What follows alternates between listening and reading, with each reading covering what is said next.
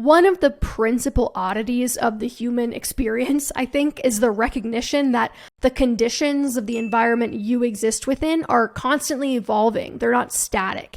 And the idea that financial gurus used to primarily concern themselves with the already rich fascinates me, though I suppose it shouldn't, because the popular Roth IRA was not even invented until 1997.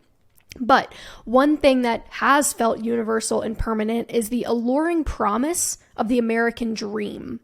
A tale as old as time. Well, as old as the Pilgrims yeeting out of England to evade taxes and secure themselves the right to argue with one another about the best way to organize a society and throw tea in the river every once in a while. As potentially the most successful brand campaign in the history of planet Earth, America is seen as the land of opportunity, promise, and freedom.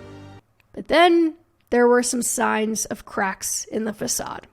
Maybe that's why in May 2008, when Demos released research that suggested the millennial generation would be the first to not surpass the living standards of their parents, people freaked the fuck out. Because for the first time to the masses, it became evident in the data that maybe the American dream wasn't as in reach as we would like to believe. The reasons that Demos shared shouldn't surprise anyone. A combination of declining incomes, growing debt, high costs of education, homeownership, and healthcare.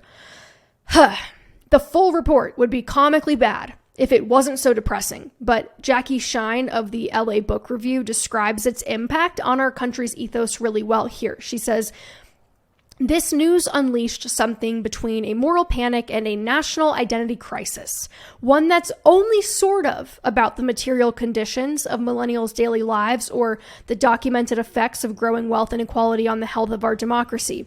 Someone or something, it seems, had killed the American dream. The idea not only that hard work will be rewarded with social mobility and economic prosperity, but also that justly earned wealth will grow exponentially across generations. Still, as a millennial myself, it was hard not to waver between taking the data at face value and wondering if every generation is presented with its own unique challenges. Maybe millennials were just the unlucky recipients of a convoluted collection of systems and realities that have combined and recombined into a kaleidoscopic, tangly shitstorm."